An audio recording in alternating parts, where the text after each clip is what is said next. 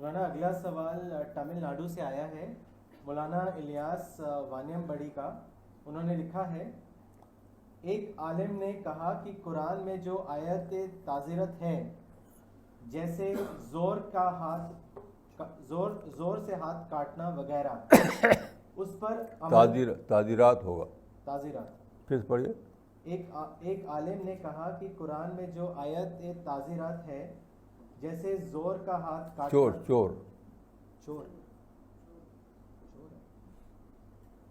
چور کا ہاتھ کاٹنا وغیرہ، اس پر عمل کب کریں گے؟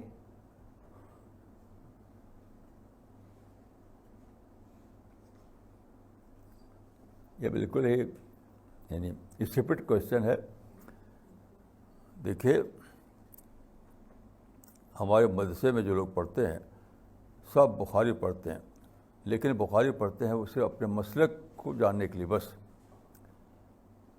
بخاری میں ایک باب ہے، باب تعریف القرآن.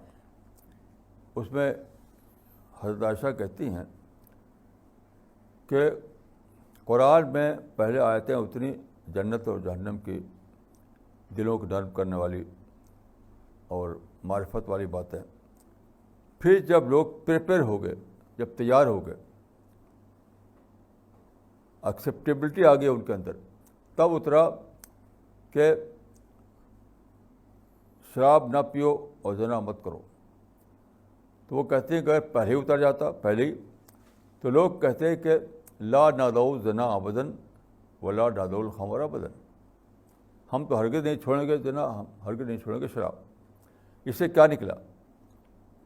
یہ بخاری کو جو شروع پڑھاتے وہ بھی نہیں جانتے اس کا مطلب کیا ہے. اس کا یہ مطلب لکھا کہ first of all you have to prepare the society. ہاتھ کاٹنے سے بگڑ نہیں کر سکتے. آج کل جو مسلمانوں کا ملکوں میں چلا ہوا ہے کہ حکومت قبضہ کرو ہاتھ کاٹو، یہ اسلام نہیں ہے. یہ حکومت قبضہ کرو، فلاگنگ کرو، کوڑے مارو لوگوں کو، یہ اسلام نہیں ہے.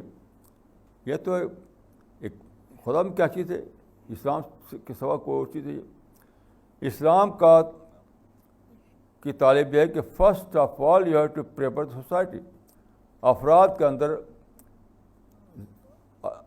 یعنی اللہ کا ڈر پیدا کرو، اور افراد کے اندر سنسیئرٹی لاؤ.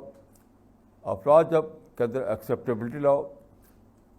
جب ایک سوسائٹی تیار ہو جائے تو اس وقت یہ کام، اس وقت ایکسیپشنلی کوئی ایسا کرتا ہے. ایکسیپشنلی جب آپ سوسائٹی تیار کر چکے ہوں گے تو کہیں ایک آدھ آدمی ایسا کیس کرے گا، اس کی سزا دینی پڑے گی. تو آپ بتائیے کہ یہ اپنی ذمہ داری تو ادا نہیں کرتے اور چاہتے ہیں کہ بس کوڑے مارے لوگوں کو. دوسروں کو کوڑا مارنے سے پہلے اپنے کوڑا مارو، اپنے کو، یعنی مطلب اپنی ذمہ داری پورا کرو. سوسائٹی بناؤ.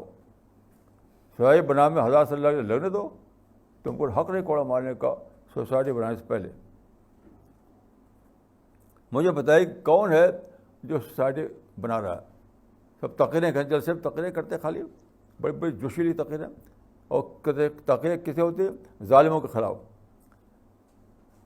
کچھ لوگوں یعنی کچھ فرض کر لیے ایک فلاں ظالم ہے، ان مفروض ظالموں کے خلاف تقریریں ہوتی.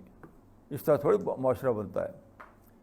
کوئی ایک بھی تحریک مسلمانوں میں، سارے مسلم ورلڈ میں نہیں ہے جو واقعتاً صحیح معنوں میں افراد سازی کر رہی ہو، سوسائٹی کی تعمیر کر رہی ہے. ایک بھی نہیں ہے. اگر ہے تو اس کا نام لیجیے. خالی لڑنا بھیڑنا اور جلسے میں تقریریں کرنا اور ظالموں کے خلاف نعرے لگانا، اس سے، اور اس کے بعد کہتے ہیں کہ ہم چور کا ہاتھ کاٹیں گے. ایسے لوگوں کو خود اللہ تعالیٰ کا ان کا ہاتھ کاٹا جائے گا قیامت کے دن. اس طرح سے جو چور کا ہاتھ کاٹیں گے تو ان کا آخرت میں سر کاٹا جائے گا ان کا. تم کو کیا حق تھا کسی کو چور کاٹنے کا؟ سب سے پہلے تم کو چاہیے تھا کہ افراد کے اندر ایمان لاؤ، سوسائٹی بناؤ، معاشرہ تیار کرو. وہی جو بخاری میں ہے. اس سے پہلے کہا تھا تم کو حد جاری کرنے کا. تم تعزیرات کا نام بھی نہیں لے سکتے. یعنی بہت کھلا جواب موجود ہے بخاری میں لیکن مجھے حیران ہے کہ جو لوگ بخاری کرتے ہیں وہ بخاری میں لکھی ہوئی باتوں کو بھی نہیں سمجھتے، کیونکہ بخاری وہ حدیثہ نہیں پڑھتے. وہ آپ جائیے کسی مدرسے میں، اپنے مسلک کی تائیدی حدیثہ جو ہوتی ہے اسی بحثیں کرتے ہیں. اپنے مسلک کو ثابت کرنے کے لیے بخاری پڑھتے ہیں. بس یہی آج کل مدرسوں میں بخاری کا درس جو ہوتا ہے. اسلام کو دریافت کرنے کے لیے نہیں بخاری پڑھی جاتی. یہ بہت سی نازک بات یاد رکھیے. اسلام کیا ہے اس کو جاننے کے لیے بخاری نہیں پڑھی جاتی. بخاری پڑھی جاتی ہے اپنے مسلک کی تائید ڈھونڈنے کے لیے. اور پھر لوگ کہتے ہیں کہ ہم یہ کریں گے وہ کریں گے. بہت زیادہ غیر سنجیدہ بات ہے، بہت زیادہ یعنی غیر ذمہ دارانہ بات. یہ اللہ تعالیٰ کا کبھی قبول ہونے نہیں.